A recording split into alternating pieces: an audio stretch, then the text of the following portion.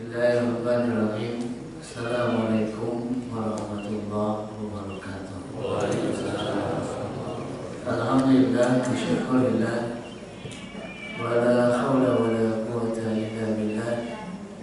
Asyhadu an la ilaha illallah wahdahu la syarika lah, wa asyhadu anna Muhammadan abduhu wa rasuluhu la nabiyya ba'da. Allahumma salli wa sallim ala Muhammadin nabiyil karim wa ala alihi wa sahbihi ajma'in. Amma ba'du.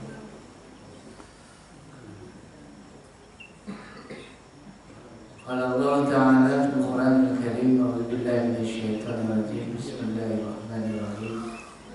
Innama kana qaulal mu'minin idza du'u ila Allah wa rasul liyahkuma bainahum ay yaqulu sami'na wa ata'na. Sallallahu alaihi. Di antara warisan kenabian, setelah kita sedang bicara tentang warisan kenabian, bahwa kehadiran Rasulullah SAW dan banyak para nabi dan banyak para rasul itu pada akhirnya mewarisi banyak hal. Memang yang diwariskan bukan dinar, bukan dirham, tapi banyak hal yang lebih penting dari itu. Sehingga pada pertemuan yang lalu kita sudah bahas paling tidak ada 4. Yang pertama, seorang nabi, seorang rasul mewariskan kepada kita tauhid. Dan ini nggak dibawa kecuali dari seorang nabi atau seorang rasul yang ngajak kita untuk beribadah kepada Allah Subhanahu wa taala. Yang kedua, seorang nabi, seorang rasul syariatan wa minhajan. Dia punya syariat. Dia punya wahyu. Dia punya produk aturan, way of life. Dia turun membawa aturan hidup. Dan aturan hidupnya bukan buatan dia. Islam bukan buatan Muhammad, tapi Islam datang dari Tuhan Muhammad. Ini yang khas dari seorang nabi. Jadi bukan dari buah pikirannya, bukan dari perenungannya, tapi lebih dari produk rohaninya, turun dari Tuhannya. Ini yang khas, yang kedua dari seorang nabi. Syariatan bukan hajat. Ada syariat yang turun. Yang ketiga ada produk didikannya, ada umat, ada profil pengikut, ada profil kadernya.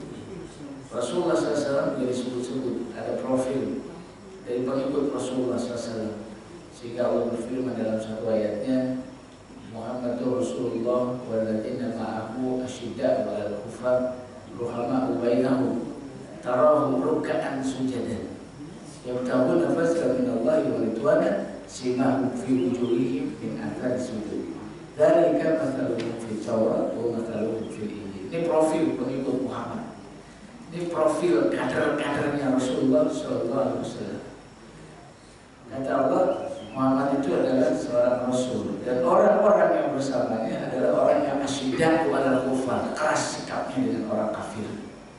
Ruhama'u bainahum, berkasih sayang sesama mereka. Taruh ruk'an sujadan, kamu akan melihat mereka adalah orang-orang yang senantiasa rukuk dan sujud. Yabtaguna fadlan minallahi wa ridwana, yang mereka lakukan itu semata-mata hanya mengharapkan keridhaan Allah. Simahum fi wujuhihim min athari sujud. Pada bekas-bekas sujudnya nampak di wajah-wajah mereka. Kata Allah, dzalika mathaluhum fit Taurat wa mathaluhum fil Injil. Demikianlah gambaran mereka di dalam kitab Taurat dan kitab Injil. Jadi ada generasi yang ditinggalkan oleh Rasulullah SAW. Profilnya jelas.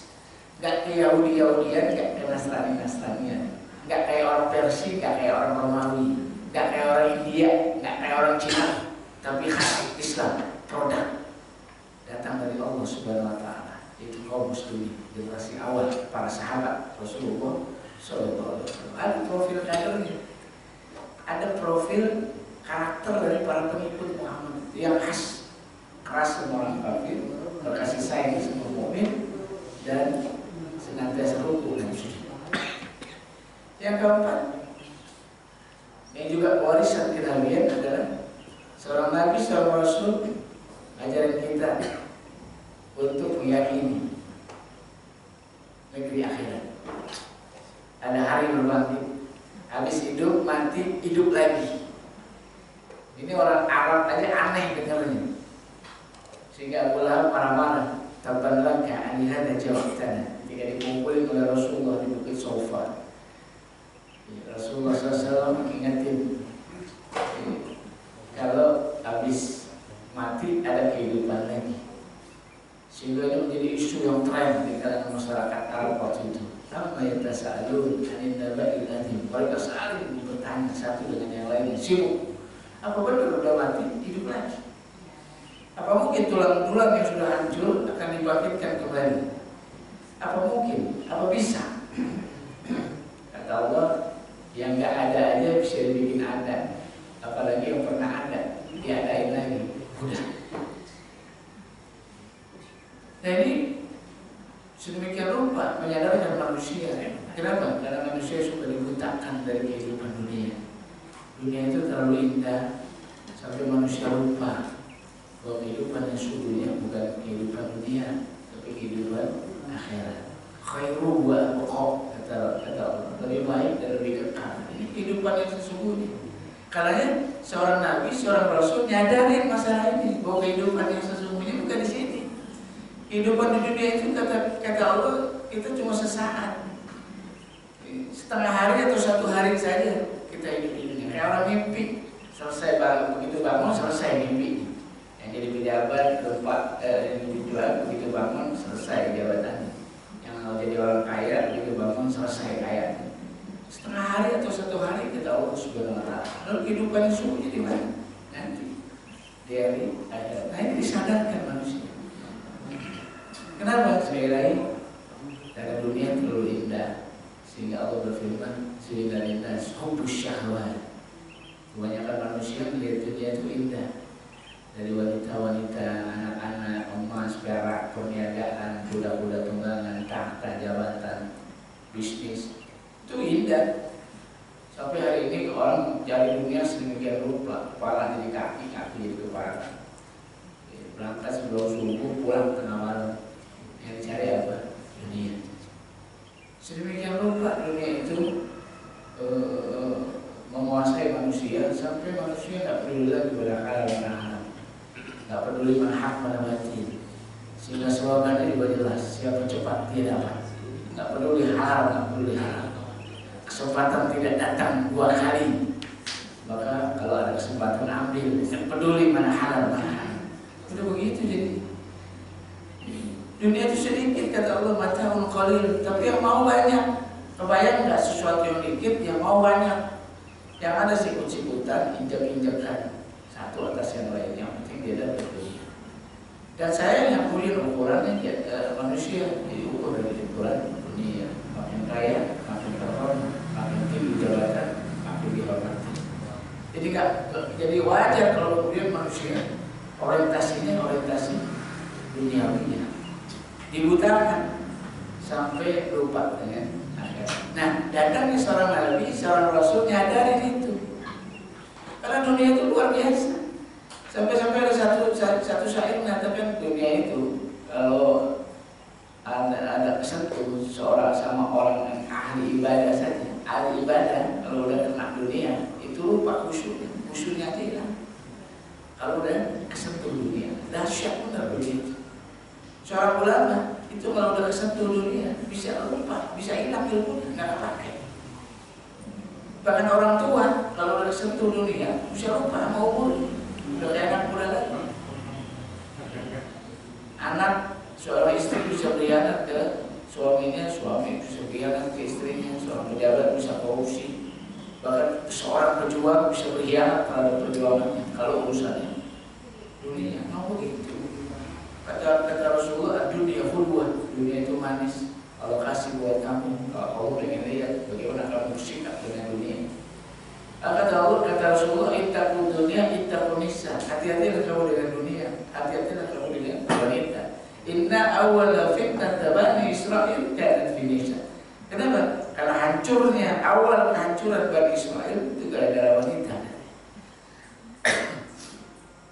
Kalau ustaz-ustaz kita dulu suka mengatakan hati-hati dengan 3 T, harta, tahta, wanita. Emang ini dari dulu begini warna. Bahkan dakwah suka dianggapkan oleh tiga tantangan ini. Sanggup ya tadi, sanggup gak dia ngadepin harta? Kalau sanggup, orang akan kasih tahta kedudukan. Kalau sanggup ngadepin tahta, belum tentu dia sanggup ngadepin wanita. Biasanya nggak jauh dari tiga T. Ini dunia.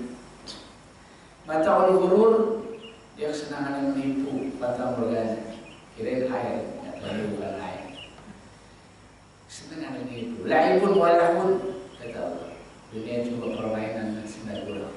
Karena untuk berfirman, Allah darul akhirat, wa tansa nasibaka minad dunya. Carilah kamu kebahagiaan akhirat itu. Jadi kalau urusan akhirat itu Allah perintahin, cari, suruh kejar. Tapi begitu urusan dunia, wala tansa, tekanannya jadi berbeda. Wala tansa nasibaka minad dunya. Jangan lupakan bagian kamu di dunia. Karena ini boleh kaya, boleh. Kalau kekayaannya bisa nganterin kita ke surga Allah Subhanahu wa Ta'ala. Boleh kaya, boleh. Kalau kayanya bisa lebih bermanfaat untuk dunia dan akhirat kita. Boleh jadi pejabat, boleh. Kalau jabatannya bisa nganterin kita kepada ridhonya Allah Subhanahu wa Ta'ala. Karena banyak sahabat juga orang kaya, banyak sahabat juga pejabat. Tapi semuanya mengantarkan dia kepada ridhonya Allah Subhanahu wa Ta'ala. Sehingga dunia menjadi ladang. Dia menjadi sarana buat beramal. Alladzi khalaqal mauta wal hayata liyabluwakum ayyukum ahsanu amala. Di dunia ini tempat ujian, tempat kerja, tempat beramal, bukan orientasi. Katanya dijadikan hidup dan mati untuk melihat siapa di antara kita yang paling bagus amanah. Begitu Rasulullah SAW ajaran kita. Ini yang keempat. Dan gak ada yang bawa ini kecuali seorang Nabi yang nyadarin manusia akan negeri akhirat. Yang kelima, dan juga warisan kenabian adalah ketaatan yang sempurna. Karena orang mukmin itu disebut-sebut oleh Allah Subhanahu wa Ta'ala, innama kana qaulal mu'minin idza du'u ila Allah wa rasul yaquma bainahum ay yaqulu sami'na wa ata'na. Jadi kehadiran Nabi itu melahirkan orang-orang kayak begini. Semua orang beriman manakala mereka diajak untuk berhukum pada hukum Allah dan Rasulnya, maka jawaban mereka tidak ada lain kecuali sami'na wa ata'na. Kami dengar, kami taat. Ini nggak ketemu. Orang Arab itu bukan profil orang yang gampang taat. Makanya kemudian di Arab banyak kabilah, banyak suku, banyak tokoh, banyak orang-orang besar. Sehingga satu suku dengan suku yang lain saling berperang satu atas yang lain. Susah untuk taat. Begitu Rasulullah SAW datang, mereka jadi jelas taatnya. Mereka jadi orang yang taatnya luar biasa. Taatnya nggak seperti taatnya orang-orang Persia, orang-orang Romawi, taat buta. Kalau raja udah mau, itu nggak boleh ngomong enggak. Raja di kalangan Persia, Romawi kalau udah bilang A, itu nggak boleh rakyatnya bilang B, harus A. Kalau enggak bisa dibunuh. Taat begini juga bukan produk Islam. Atau ketaatan orang Arab yang nggak bisa dipakai, nggak bisa dipegang waktu itu juga bukan produk Islam. Dia ketaatan dalam Islam konstruktif. Dia merujuk pada Allah dan Rasul. Karena Allah mengatakan qul atiullaha wa atiur rasul wa ulil amri minkum. Taatlah kamu kepada Allah, taatlah kamu kepada Rasul. Begitu ulil amri wa ulil amri minkum, enggak ada taatnya. Taat sama Allah pakai atiu, begitu Rasul pakai atiu, begitu ulil amri enggak pakai atiu. Kenapa? Taat sama ulil amri itu muqayyad, bersyarat dia. Jadi konstruktif, enggak buta juga taatnya. Dan ini gak ketemu nih ketaatan begini di mana-mana. Khas taat hanya Allah dan Rasul. Boleh taat sama ulil amri, boleh. Syarat kedua, selama ulil amri itu taat kepada Allah dan Rasulnya. Yang kedua, ulil amri yang harus minkum dari kalangan kamu, orang-orang beriman. Jadi harus dua paling nggak syaratnya dipenuhi kalau kita mau taat pada ulil amri. Yang pertama, dia harus minkum dari orang beriman, ulil amri ini. Yang kedua adalah orang ketaat kepada Allah dan Rasul, bukan dalam taat untuk maksiat. Kenapa? Karena taat itu hanya yang pada hal-hal yang ma'ruf. La ta'ata li makhluqin fi maksiatil khaliq, innama ta'ah fi ma'ruf. Nggak boleh taat kepada makhluk kalau suruh maksiat kepada khaliq, siapapun makhluknya. Kenapa? Karena taat itu hanya pada hal-hal yang ma'ruf, pada hal-hal yang dikenal, pada hal-hal yang baik. Kalau buat maksiat, nggak boleh taat. Karena begitu ulil amri jelas, ulil amri minkum, nggak pakai atiku. Kenapa? Karena dia muhayyad, bersyarat. Syaratnya dua, harus orang beriman. Yang kedua, kalau dalam rangka taat kepada Allah dan Rasul. Fa in tanaza'tum fi syai'in farudduhu ila Allah wa Rasul. Jika kamu bertikai nggak ketemu satu dengan yang lain, apa kata Allah? Balik, kembali ke mana? Ke Allah dan Rasul. Kembali ke Quran dan Sunnah. Begitu ketaatan yang dibangun di dalam Islam. Karenanya menarik. Kita nggak ketemu satu kaum yang ketaatannya seperti umatnya Rasulullah Sallallahu Alaihi Wasallam. Ketika turun ayat khamar, ayat pertama turun itu belum bersifat larang, baru informasi kalau khamar itu mudaratnya banyak, manfaatnya sedikit. Tapi boleh minum khamar? Boleh. Allah cuma ngasih tahu mudaratnya banyak, manfaatnya dikit. Tapi boleh, boleh. Sahabat masih minum. Sampai satu peristiwa ada sahabat Rasulullah SAW memimpin sholat mabuk. Memimpin sholat dalam keadaan mabuk, sehingga baca Qurannya nggak kelar-kelar, balik-balik ayat. Yang dibaca waktu itu surat Al-Kafirun.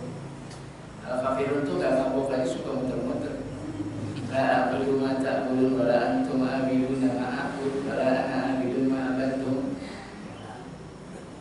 Tuker sampai turun ayat nggak boleh dalam keadaan sholat, dalam keadaan mabuk sholat. Jadi nggak boleh tuh sholat dalam keadaan mabuk. Kalau nggak sholat boleh nggak mabuk? Boleh. Ya nggak boleh kalau sholat mabuk, nggak boleh. Kalau di luar sholat boleh. Maka sahabat masih minum khamar, masih. Kapan? Zuhur ke asar nggak mungkin, asar ke maghrib nggak mungkin, pendek waktunya.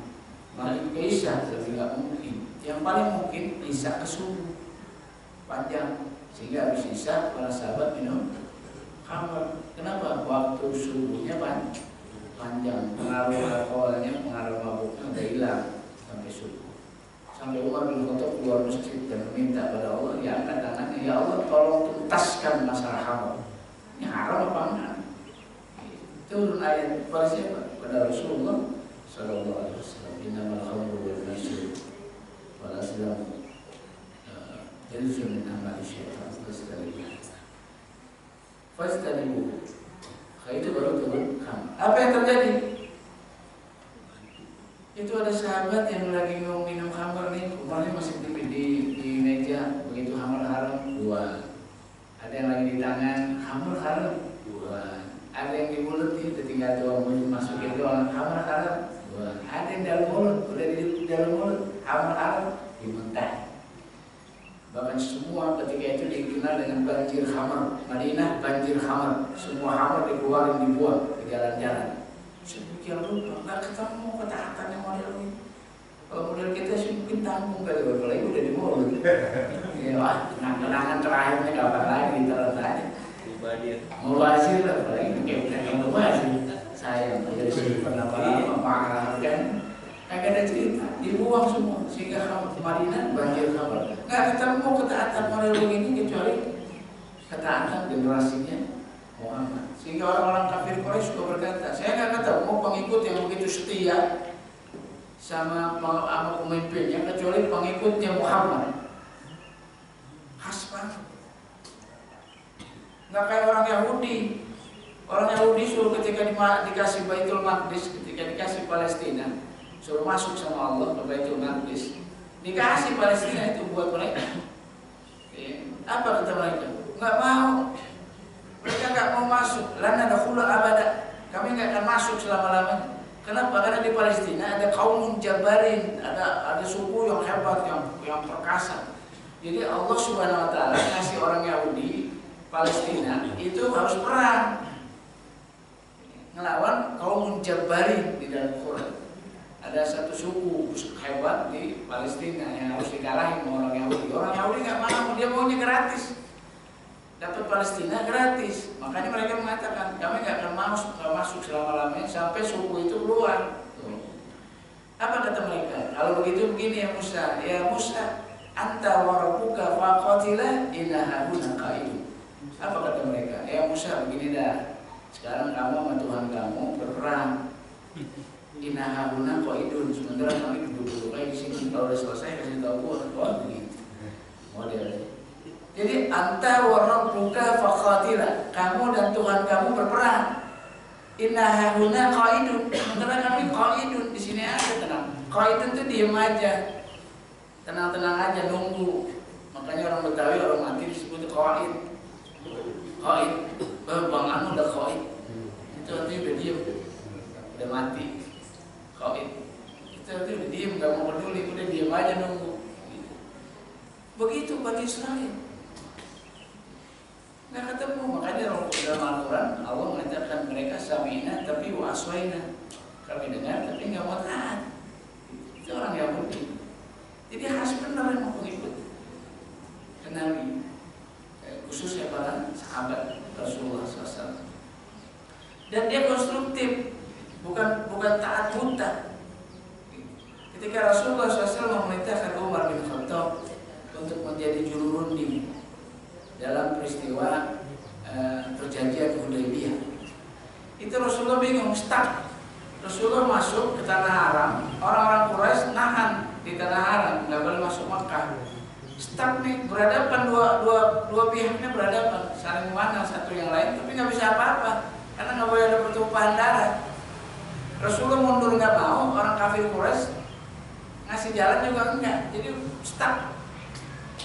Sehingga terjadi perundingan. Ketika bicara perundingan, Rasulullah SAW mikir siapa yang mau jadi juru runding. Yang juru runding ditunjuk siapa? Umar bin Khattab. Wah, Umar bin Khattab jadi juru runding. Kebayang nggak? Umar bin Khattab itu lebih sering main pedang daripada main lisan. Pedangnya masih lebih sering main daripada lisan. Suruh jadi juru runding. Kata Umar, ya Rasulullah, saya bukan nggak mau tahan. Saya bukan nggak mau tahan, cuma saya pikir ada yang lebih baik dari saya kalau urusannya runding. Konstruktif banget, taat dalam Islam itu konstruktif. Bukan semua taat harus taat gitu. Baik buku das pikiran konstruktif. Sampai Umar mengatakan, ya Rasulullah, bukan saya nggak mau taat, tapi kalau soal urusan runding, saya ada usul, ada yang lebih baik dari saya. Ini bukan sekedar Rasulullah perintahkan langsung jalan. Ada saat-saat mau Rasulullah perintahkan ada jalan. Dalam hal-hal tertentu terbuka juga peluang untuk diskusi. Sampai Rasulullah mengatakan siapa yang layak untuk jadi juru runding? Kata Umar, Utsman bin Affan. Kata Nabi, tepat, Utsman bin Affan. Oh, Utsman yang maju, tepat. Konstruktif. Ketika Rasulullah meletakkan pasukan di Badar, perjanjian di Badar, perang Badar, itu ada sahabat Rasulullah SAW nanya ke Rasulullah, ya Rasulullah, naruh pasukan di sini, ini rohyu atau wahyu? Ini pendapat kamu atau wahyu dari Allah Subhanahu Wa Taala? Naruh pasukan ini. Kata Rasulullah, ini rohyu, ini cuma pendapat saya. Apa kata sahabat? Ya Rasulullah, saya usul, jangan di sini naruhnya, tapi di sini, di dekat sumber Badar. Konstruktif, dinamis, taat di dalam Islam. Jadi nggak taklid juga, apalagi taklid itu ternyata haram pada prinsipnya. Taklid itu haram pada prinsipnya. Sedemikian rupa ini Rasulullah memindahkan pasukan dari lokasi yang di sini ke dekat sumber Badar. Atau peristiwa yang lain, ketika Rasulullah SAW mengutus satu pasukan dari kalangan Ansor untuk melakukan syariah, ekspedisi militer. Apa kata Rasulullah? Taatilah pemimpin kamu. Akhirnya pasukannya berangkat, pasukan kecil berangkat. Di tengah jalan pasukannya ribut antara panglima sama prajurit. Panglima prajuritnya ribut di tengah jalan. Cuma panglimanya kesel, dia mengatakan, kalau begitu kumpulin kayu bakar, kumpulin kayu bakar. Prajuritnya suruh kumpulin kayu bakar, ya kumpulin kayu bakar. Habis itu bakar, dibakar kayu bakar, dibakar orang prajurit ditaat, dibakar. Yang ketiga, masuk semua ke api, kata panglimanya. Masuk semua ke api, kata panglimanya. Kata prajuritnya, Rasulullah SAW ajaran kita buat taat sama pemimpin, biar kita jauh dari api. Ini taat sama pemimpin malah masuk api. Wah, ini nggak benar nih. Ini nggak benar nih. Akhirnya mundur semua pasukan, nggak mau taat sama pemimpinnya yang suruh masuk ke api. Sampai dia pulang ke Madinah, sampai ke Rasulullah. Apa kata Rasulullah? Kalau kamu waktu itu masuk ke api, kamu nggak keluar selamanya. Artinya masuk neraka. Ketaatannya kayak gitu nggak boleh. Ini konstruktif banget. Ini bukan taklid, nggak buta taat. Sehat, akalnya sehat. Kenapa? Karena prinsipnya taat itu hanya Allah dan Rasul. Taat itu buat Allah dan Rasul. Karena ketika turun ayat hijab, jilbab. Jilbab ini bukan dari Arab. Salah banget kalau orang bilang jilbab ini dari Arab. Karena yang mulia harus disesuaikan. Banyak yang kearaban. Islam ini banyak yang kearaban. Karena harus disesuaikan dengan muatan lokal. Maka muncul Islam Nusantara. Ini jauh pemikirannya sepanjang umur kehidupan Islam. Nggak ketemu pemikiran begini kecuali di sini. Nggak ketemu. Jadi sejak Rasulullah SAW 14 abad yang lalu nggak kepikir pemikiran kayak begini. Tapi ada di negeri. Menyesuaikan dengan muatan lokal. Dia pikir jilbab itu dari Arab. Bukan. Orang-orang perempuan Arab ketika Islam datang, ketika Islam belum ada, nggak ada yang pakai jilbab. Nggak ada yang pakai jilbab. Jilbab datang setelah Islam. Jadi salah banget kalau mengatakan jilbab itu dari Arab. Orang Arab nggak ada yang pakai Islam, nggak ada yang pakai jilbab sebelum Islam datang. Saya ambil contoh. Ketika ada sahabiah Utsman bin Affan pernah datang ke rumah sahabat, itu didapati istrinya bajunya compang-camping, rambutnya acak-acakan. Tuh, rambutnya acak-acakan. Artinya jilbab belum turun. Ayat jilbab belum turun. Sehingga sejarah mengatakan Utsman bin Affan datang ke rumah seorang sahabat, didapati istrinya pakaiannya berantakan, rambutnya acak-acakan. Utsman nanya, kenapa kamu penampilannya begini? Kata saya si sahabiah ini, kata istri sahabat tuh, teman kamu udah nggak butuh dengan saya, Kenapa? Iya, kalau siang puasa sepanjang hari, begitu maghrib sholat sepanjang malam sampai subuh. Apa itu mau istri? Jadi sepanjang hari puasa tiap hari, sepanjang malam sholat malam. Ada sahabat yang begini. Akhirnya Utsman bin Affan datang ke rumahnya, berjenguk sampai di rumahnya dia makan. Kata Utsman, saya nggak mau makan kecuali kau makan. Akhirnya sahabatnya batalin puasanya. Selesai sampai situ. Yang kedua dia nginep Utsman, ternyata nggak pulang. Begitu nginep, begitu habis isya udah mau sholat malam aja. Kata Utsman tidur. Begitu bangun lagi tarik lagi tidur.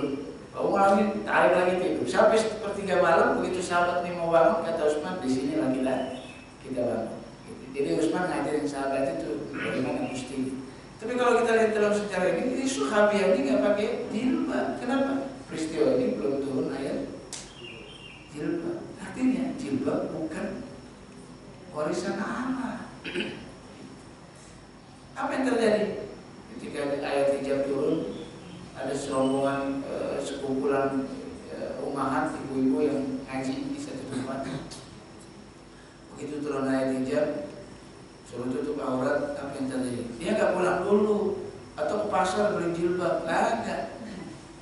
Oh turun jilbab, suruh tutup aurat ya. Oh iya itu beli pasar, nggak begitu. Jadi saat itu juga dia tutup. auratnya. Apa yang terjadi? Korden rumahnya disobek-sobek. Korden rumah tempat ngaji itu sobek-sobek, bagi-bagi, ditutupin auratnya. Jadi pulang dari rumah ngaji itu udah nutup aurat. Samina, kawan-kawan. Kalau model kita mungkin lama tuh ceritanya ke Tanah Abang dulu. Ya, wilihnya aja bisa sehari. Wilihnya bisa sehari. Pulang sore. Samina, kawan-kawan. Dari menarik kita peristiwa Rasulullah SAW sholat asar. Waktu itu sholat asar itu menghadap Masjidil Haram. Sebelumnya menghadap Masjidil Aqsa. 16 bulan Rasulullah sholat menghadap ke Palestina. 16 bulan sholat menghadap ke Palestina. Sampai Allah pindahin kiblatnya dari Masjidil Aqsa ke Masjidil Haram. Waktu itu jatuh sholat asar, sahabat-sahabat Rasulullah dan sahabat sudah sholat asar menghadap Masjidil Haram. Selesai sholat bersama Nabi, sahabat pulang. Di tengah jalan ketemu ada sahabat yang juga sholat asar, tapi masih menghadap Masjidil Aqsa. Padahal sholat asar Nabi waktu itu sudah menghadap Masjidil Haram. Apa yang terjadi? Sahabat teriak aja di jalan itu. Ini sahabat lagi sholat. Sahabat yang itu baru pulang dengan sholat bersama Rasulullah, dia teriak aja, saya udah sholat asar hari ini bersama Rasulullah menghadap Masjidil Haram. Apa yang terjadi? Dia putar arah kiblatnya. Yang lagi sholat tuh, dia putar arah kiblat dari Masjidil Aqsa ke Masjidil Haram. Gak pakai badan. Apalagi nanya dulu, diskusi dulu, panjang cerita. Yang bener lu ngomong, oh gitu. Hoax. Macam-macam. Kagak ada cerita. Sahabat terpercaya. Jadi begitu dia ngomong sekali di luar gitu, nggak dilihat siapa yang ngomong, siapa dia, orangnya siapa. Kedengaran begitu langsung berubah arah kiblatnya dari Masjidil Haram ke Masjidil Aqsa. Maka dikenal ini sholat dua kiblat, separuh ngadep Masjidil Haram, separuh ngadep Masjidil Aqsa. Tuh sahabat. Inna makana qawlal mu'minin idza du'u ila Allah wa rasul yahkum bainahum ay yaqulu sami'na wa ata'na. Taatnya buat Allah dan Rasul. Konstruktif, nggak cuma, nggak takut, akalnya sehat, waras, taatnya itu sadar, benar? Kalau dia tahu taatnya dalam rangka mencari keridhaan Allah Subhanahu Wa Taala. Tidak seperti taatnya orang-orang Persia kepada raja-raja mereka, atau taatnya orang-orang Arab pada suku-suku mereka yang pilih-pilih, yang pilih-pilih. Tapi taatnya jelas kepada Allah dan Rasul. Ini produk kenabian. Tidak ada profil pengikut yang kayak begini kecuali diasuh oleh seorang Nabi, oleh seorang Rasul. Karena umat ini dipuji sama Allah. Kuntum khairu ummatin ukhrijat lin-nas. Umat ini terbaik. Ini yang kelima, warisan kenabian. Yang keenam, ada yang menarik.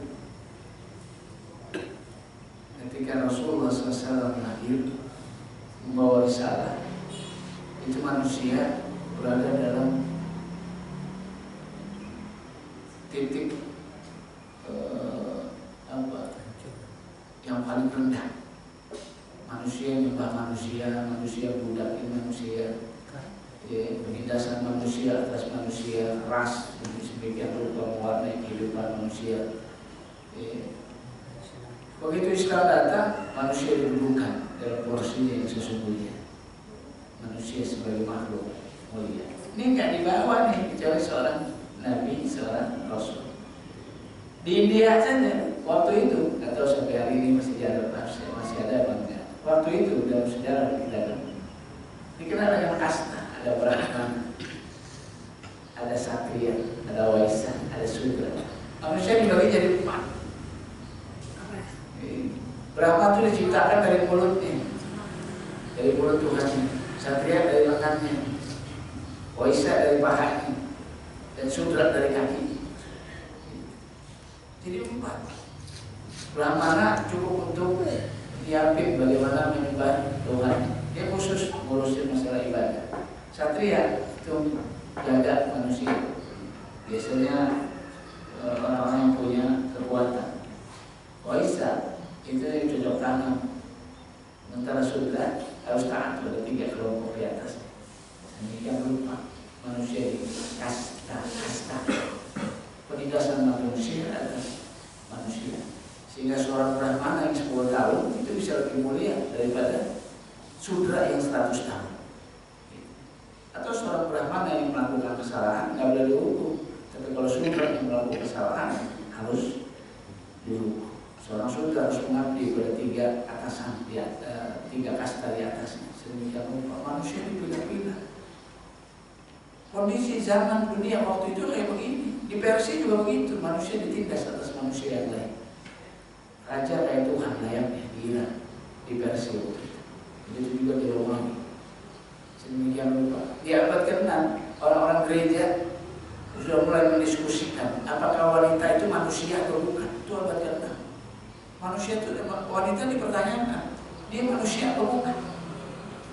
Abad ke-6 itu gereja sibuk ngurusin itu. Di Arab, anak-anak perempuan dibunuh. Begitu lahir, anak-anak perempuan dibunuh. Di Itali, para istri nggak boleh berubah namanya, kecuali dari suami. Dan macam-macam penindasan manusia atas manusia sedemikian rupa.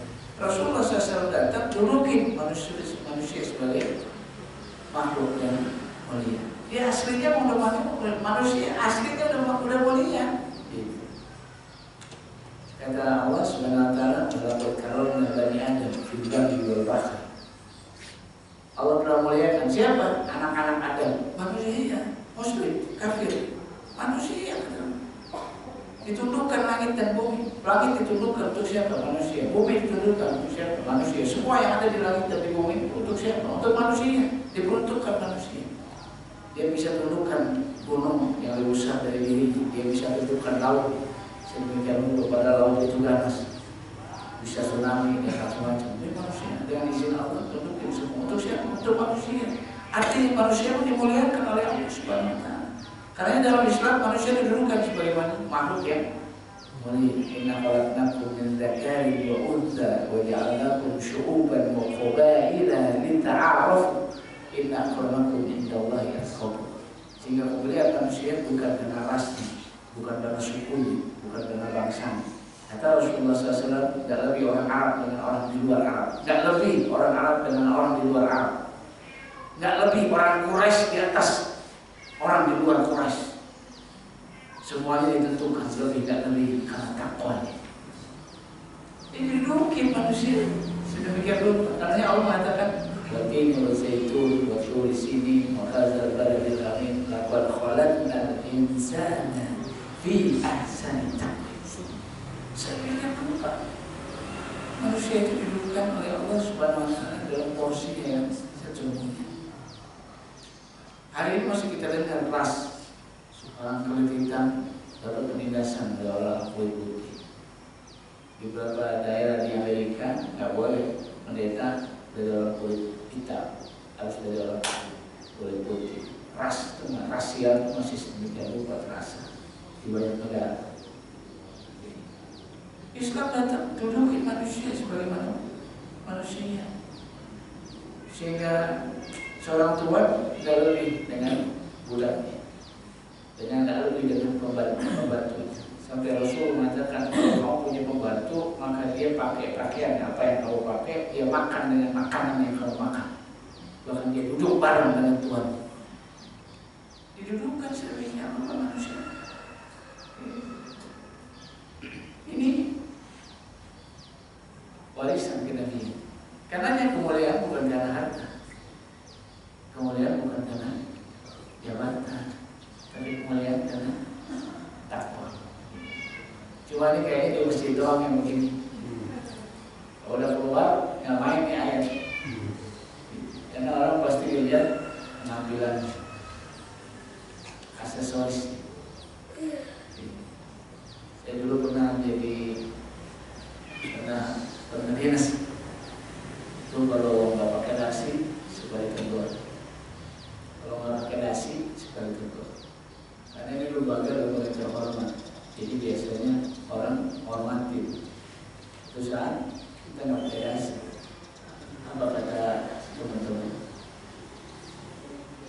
kemana? Nggak pakai. Pakai dasi emang nggak seberapa harganya. Tapi kalau ente nggak pakai dasi, ente bisa nggak ada harganya. Dasi itu harganya nggak seberapa, tapi orang nggak pakai dasi bisa dihargai. Kenapa? Dasi itu prestis, gengsi, jas. Orang melihat casing. Jadi paradigma jahiliyah. Orang lihat materi itu jahiliyah. Karena Tolut diprotes. Ketika dia jadi raja, diprotes sama kaumnya. Kenapa Tolut yang jadi raja? Dia minta raja, begitu diangkat Tolut, protes. Kenapa Tolut? Kalau Tolut mendingan kami lebih layak daripada Tolut kalau urusan raja. Dipikir siapa kalian diangkat jadi raja? Ternyata Tolut. Begitu Tolut diprotes, lebih baik kami jadi raja. Kenapa? Si Tolut nggak layak jadi raja. Alasan mereka apa? Walau tak sa'ata minarna. Si Tolut bukan orang kaya. Bukan orang kaya Tolut. Ukuran pemimpin, ukuran pejabat terus kaya. Ini paradigma jahiliyah. Ini penilaian jahiliyah. Jahiliyah cukup begini. Makanya nggak heran kalau pemimpin Quraisy itu orang-orang kaya. Orang-orang miskin jadi ada jadi pemimpin, kagak ada. Bilal bin Rabah mana? Ada di lorong-lorong gelap, nggak pernah dipikirin. Saya bin Haritsah nggak ada cerita. Ibnu Mas'ud nggak didengar. Kenapa? Mereka orang-orang du'afa wal masakin. Nggak bisa mimpi. Tapi begitu Islam datang, Zaid bin Haritsah jadi panglima perang. Padahal dia seorang budak. Ibnu Mas'ud ngajar di masjid. Padahal dia budak, jadi ulama. Seorang Bilal bin Rabah dihargai suaranya. Begitu Allah semuanya berangkat ke masjid. Padahal yang menyalakan seorang Bilal bin Rabah, seorang budak. Begitu suaranya berkumandang, nggak ada yang nggak berangkat. Ditinggalin sampai semua. Kenapa? Bilal sudah memanggil. Sedemikian berubah didudukan manusia sebagai manusia yang kahar. Dia ketika Abu Bakar As-Siddiq diangkat jadi khalifah, kata Abu Bakar, ketahuilah sesungguhnya aku bukan orang yang terbaik di antara kamu. Bukan sombong. Aku bukan orang terbaik di antara kamu. Karena kalau aku perintahkan untuk yang baik, bantu aku. Tapi kalau aku memerintahkan sesuatu yang maksiat, maka jangan bantu aku. Abu Bakar As-Siddiq. Atau seorang Amr bin Yasir, seorang Amr bin As, seorang gubernur Mesir, itu anaknya pernah mukul suku Kipti. Suku Kipti ini budak di zaman Romawi, budak hitam. Ini terkenal Kipti. Itu balapan kuda. Ternyata anak gubernur kalah balapan kuda sama seorang anak Kipti. Dia kesel, dipukul anak Kipti. Ternyata bapaknya datang ke Umar bin Khattab. Bila beliau datang ke Umar bin Khattab minta keadilan, maka Umar datang dan memutuskan untuk membalas anak pejabat, anaknya gubernur Amr bin As. Diduduki manusia sebagai manusia yang dimuliakan oleh Allah Subhanahu Wa Taala, dan tidak ada yang beri kemuliaannya kecuali takwa, bukan hartanya, bukan faktanya. Ini juga warisan Nabi. Ini ajaran Nabi. Sampai sini. Ada yang mau tanya sebelum saya terusin biar lebih dinamis. Karena ini ada 10. Kalau saya terus kayaknya jenuh.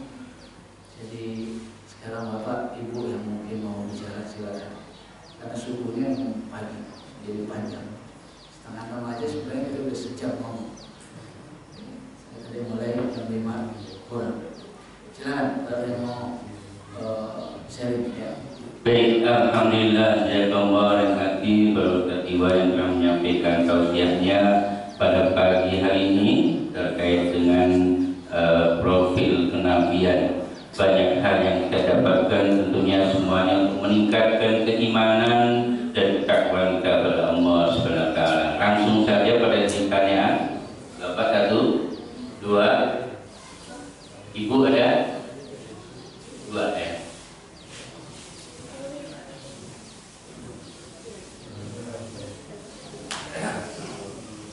Assalamualaikum warahmatullahi wabarakatuh. Nama saya Abdul. Nah, yang ingin saya tanyakan itu bagaimana fenomena habaib, seolah-olah dia suatu lagi lebih tinggi dari kita gitu. Pemahaman saya seperti itu, mungkin tolong jelaskan. Terima kasih. Assalamualaikum warahmatullahi wabarakatuh.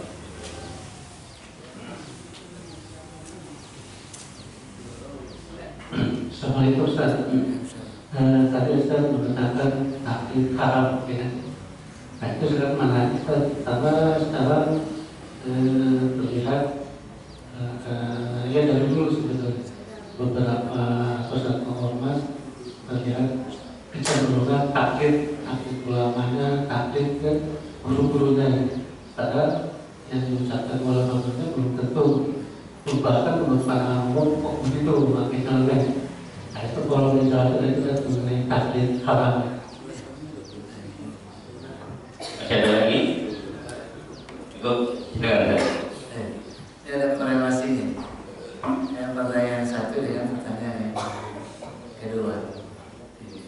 Taklid dengan habaib. Nah, ini dua hal yang menyatu. Bapak serta ibu sekalian yang berbahagia, habaib ini habaib ini orang yang dicintai oleh Allah Subhanahu Wa Taala. Kononnya habaib ini keturunan Nabi, dia harus silsilah kenabian, dia harus turunan Nabi. Sehingga akhirnya apa? Habaib, habib dihormati. Nggak salah sebenarnya. Seorang ulama itu memang harus dihormati, seorang ulama memang harus dicintai. Cuma tetap proporsional, dia tetap manusia, bukan Tuhan, bukan setengah Tuhan. Dia tetap manusia. Karena menghormatinya, bagaimana Rasulullah SAW ngajarin kita hormatin para ulama. Apalagi hari ini kita saksikan kalau udah ngomong habaib itu kayaknya orang Arab, padahal banyak orang Syiah.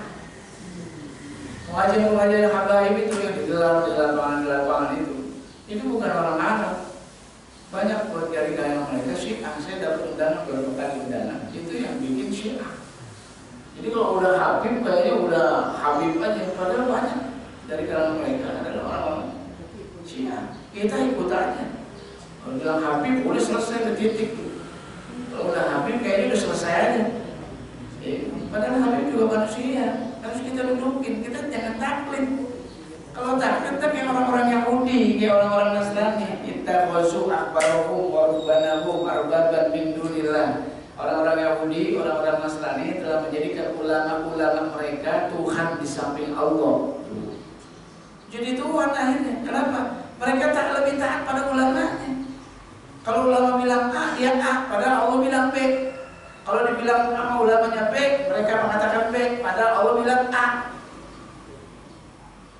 Ini yang disampaikan oleh Rasulullah SAW. Ketika baca ayat ini, Adi bin Hatim protes. Adi bin Hatim orang Nasrani. Dia protes, ya Muhammad, kami orang Nasrani tidak pernah menjadikan ulama-ulama pendeta kami sebagai Tuhan di samping Allah. Kata Rasulullah, bala, kamu memang nggak sujud, nggak ruku di depan pendeta kamu. Tapi ketahuilah, kamu haramkan apa yang diharamkan oleh pendeta kamu, padahal kamu tahu itu dihalalkan oleh Allah. Dan kamu halalkan apa yang dihalalkan oleh pendeta kamu, padahal kamu tahu itu diharamkan oleh Allah. Kata Nabi, itu ibadah. Kamu telah menjadikan pendeta-pendeta kamu sebagai Tuhan di samping Allah. Jadi harusnya kita lebih kritis. Kita kalau disebut habaib, kalau disebut ulama, titik aja udah. Titik aja. Karena kita pernah ketipu dulu di zaman kemerdekaan. Aceh itu nggak pernah jatuh di tangan Belanda. Karena jihadnya solid. Kan pecah Aceh. Ketika datang seorang Syekh yang namanya Abdul Ghafur. Syekh Abdul Ghafur datang ke Aceh. Syekh datang ke Aceh, namanya Abdul Ghafur, pecah di hati Aceh. Siapa Syekh Abdul Ghafur? Gak lebih dari Senok Khorbroni, si Belanda yang belajar didandanin kayak ulama, pecah di Aceh. Jadi jangan titik, kalau ulama juga jangan titik, ulama juga manusia. Kita bukan gak hormatin ulama, kita bukan gak cinta sama ulama, cuma harus hidukin ulama juga manusia. Bisa salah? Bisa hilang? Bisa. Kalau bikin fatwa bisa ganti lagi fatwanya? Bisa. Banyak ulama-ulama dulu ganti fatwa dan gak malu. Kenapa? Karena salah itu biasa, termasuk ulama biasa salah. Yang gak boleh salah mulu. Kalau salah biasa, jangan nggak merasa salah. Kalau nggak merasa salah, sombong banget. Kalau salah biasa, lupa, nggak apa-apa lupa. Yang nggak boleh lupa mulu. Kalau lupa mulu keselin. Kalau lupa biasa, Nabi aja lupa. Nabi lupa, sholat lupa. Rakaatnya berapa ya? 3 atau 4. Karena Nabi ngajarin kalau lupa, ambil yang sempurnain. Kalau 3. Ini 3 atau 4, bilang aja 3, jangan bilang 4 gitu. Kalau ini 3 atau 4 ya, kita harus putusin 3 aja mendingan gitu. Kurang aja, jangan kayaknya udah 4, kan katanya 3. Mending 3, katanya 4, gak apa-apa. Mendingan lebih daripada kurang. Terus itu Nabi lupa, makanya sujud sahwi. Lupa, Nabi lupa. Makanya saya katakan lupa, gak apa-apa. Jangan sering lupa, salah biasa, nggak apa-apa. Termasuk manusia, termasuk habaib bisa salah. Gitu. Seorang habaib bisa hilang, bisa. Tapi ini bukan kurangin kehormatan kita, bukan kurangin rasa hormat kita, bukan kurangin rasa cinta kita pada ulama. Bagaimana kita juga orang alim. Tapi kalau salah boleh diikuti? Nggak boleh. Karena ya umat ini harusnya diajarin untuk taat sama Allah dan Rasulnya, jangan untuk taat sama Habib. Kalau Habibnya salah, bingung. Tapi kalau diajarin kepada Allah dan Rasul, terus Habibnya salah, bisa dikoreksi Habibnya. Tapi kalau diajarin untuk taat sama Habib, nanti Habibnya salah, koreksinya gimana? Susah. Makanya ajarin umat ini untuk taat pada Allah, taat pada Rasul, taat sama Allah, taat sama Rasul. Begitu Ustaznya salah, bisa dikoreksi? Boleh, bisa. Dan Ustaz jangan gengsi kalau dikoreksi, karena Ustaz juga manusia biasa, saling tawasobil hak, tawasobil. Ulama Ustaz nggak lebih daripada jamaahnya, kecuali dia lebih duluan aja tahunya. Tapi bicara aman, fastabikul, sama-sama. Kalau Ustaznya kurang, sempurnain. Kalau jamaahnya kurang, sempurnain. Tawasobil hak, saling menguatkan satu atas yang lain. Begitu.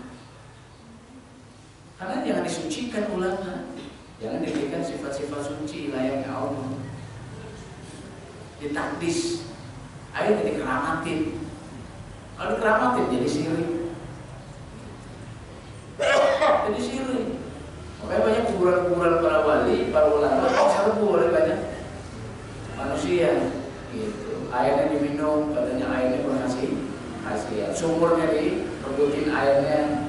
Karena air sumurnya berhasil, sedemikian rupa diputuskan ulama.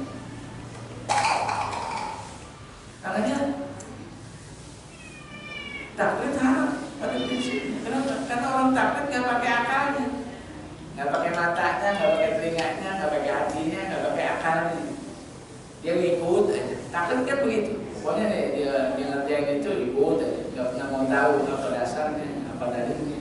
Boleh tidak, nggak peduli, pokoknya orang itu ikut.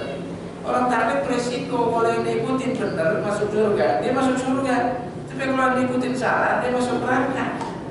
Yang diikutin juga masuk neraka. Beresiko taklid itu.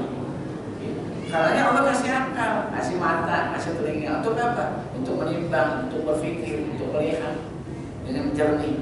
Mana hak, mana batil, mana yang salah, mana yang benar, mana haram, mana halal. Itu untuk itu semuanya. Karena nanti di akhirat itu berbantah-bantahan, yang diikutin nama yang ngikutin. Yang diikutin berbantah-bantahan nama yang ngikutin. Jadi nanti begitu masuk neraka, yang ngikutin protes sama Allah, ya Allah saya begini nih masuk neraka, gara-gara dia saya ngikutin dia, jadi masuk neraka. Jadi dia dong yang diazab, jangan saya kan ngikutin doang. Gitu. Apa kata yang diikutin? Kata yang diikutin suruh siapa ngikutin gua? Jadi semuanya berlepas diri nanti di hadapan Allah.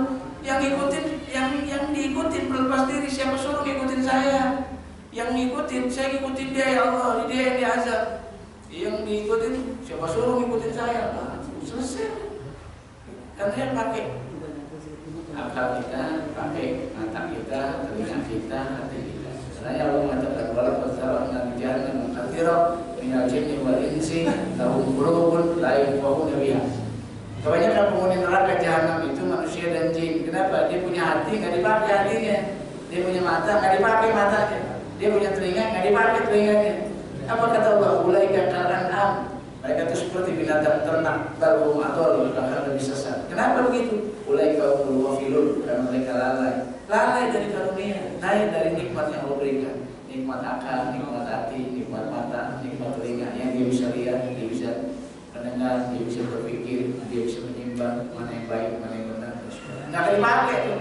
Karena yang Allah katakan ulaika humul ghafilun, orang itu lalai dari karunia Allah. Taklid boleh kalau mu'alaf. Baru masuk Islam nih, mending taklid. Jangan bikin aturan sendiri. Jangan sok tahu, repot juga, tersesat. Mending ikut kalau baru masuk Islam. Tapi kalau jamaah istiqomah yang begini nggak boleh taklid. Jamaah istiqomah ngaji udah berapa tahun? Tuh 2 tahun, udah SD udah berapa nih? Bukan S2, S3 lagi. Ini udah JJRS di belakang. SSS udah 10 tahun.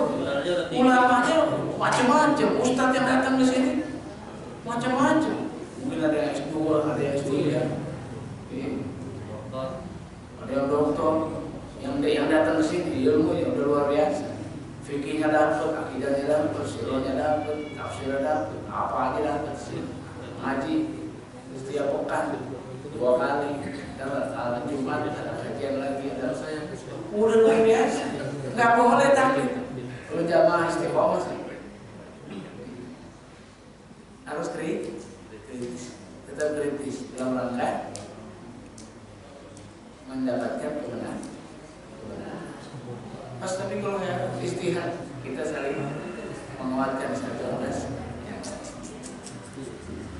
Baik. Kalau ada fenomena taklid itu baru fenomena awal kebangkitan. Dia harus dibimbing. Emang awal-awal bangkit itu taklid. Orang senang pakai baju begini, orang senang pakai peci begini. Kenapa pakai baju begitu nggak tahu. Pokoknya senang aja udah. Senang aja pokoknya.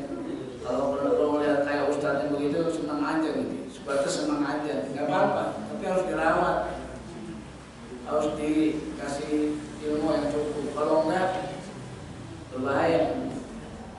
Nanti jadi taklidnya akut. Kalau udah akut nanti asobia. Kalau bukan ustadznya nggak mau. Harus ustadznya, harus ulamanya. Kalau ulama lain nggak mau. Oh ini repot. Itu sama aja kita terima sahabat satu, sahabat yang lain nggak terima. Itu sama aja kita kayak orang Syiah. Orang Syiah itu terima Ali, terima Fatimah, terima Mikdad bin Amr, terima Abu Dzar al-Ghifari, terima Salman al-Farisi, tapi dia mengingkari sahabat yang lain. Itu Syiah. Kalau model itu apa bedanya kita dengan Syiah? Sahabat itu radhiyallahu anhum wa radwan. Sahabat itu orang-orang yang diridhoi oleh Allah Subhanahu wa taala. Semuanya. Istri Nabi begitu. Kalau Syiah kan istri Nabi nggak ada, Fatimah aja. Rasulullah, Fatimah, Ali, Hasan, Husain. Istri Nabi mana? Nggak ada. Apalagi di kalangan Syiah, orang di kalangan Syiah, Aisyah itu nggak lebih dari pelacur. Apa begini sikap kita kepada para sahabat Rasulullah SAW? Apa begini sikap kita dengan para istri-istri Rasulullah SAW? Nggak begini. Karena ini bahaya kalau nggak di manage dengan baik, nanti akan jadi anania, putus individu. Dia menerima ustadznya, nggak menerima ustadz yang lain.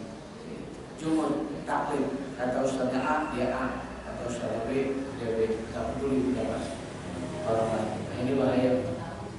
Bisa terjadi perpecahan, bisa terjadi kemusyrikan di dalamnya.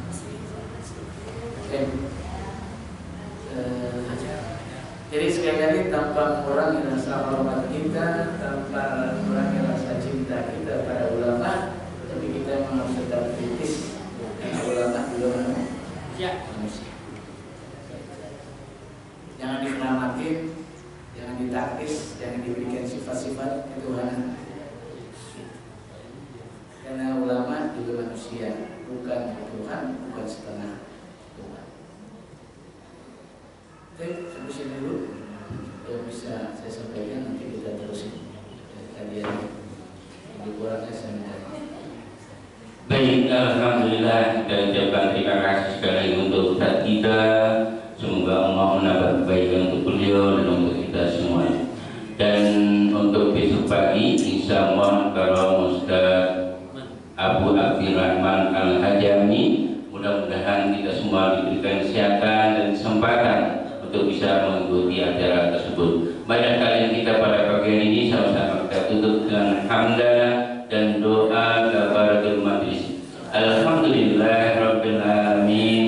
Subhanakallahumma wa bihamdika asyhadu an la ilaha illa anta astaghfiruka wa atubu ilaik. Wabillahi taufiq wal hidayah. Wassalamualaikum warahmatullahi